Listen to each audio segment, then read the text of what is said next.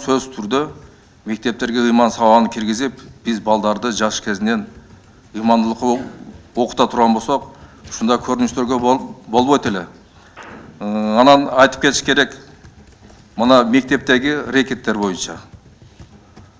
Муну азыр кайсы жакта эле газетада болобу, телефондордо болобу, жанагы интернетке кирсек, бүтүн жанагы ОПГлардын кылган иштери боюнча, ошолорду авторитет кылган боюнча балдар бүгүнкү күндө ошол жака ээрчип кетип баратат. Эмне үчүн биз бүгүнкү күндө жаш балдарды тарбиялаш үчүн жакшы Кыргызстандагы жакшынакай ата уулдарыбыз бар. Ошолордун жакшы кылган кызматтарыны, элге жасаган кызматтарыны айтып, же ошолордун эрдигини айтып, биз балдарды окута турган болсок, мен ойлойм, балдар тиги ОПГларды ээрчибестен, мен мындай болом дебестен, балким ошол жака өсүшү мүмкүн да балдарынчы.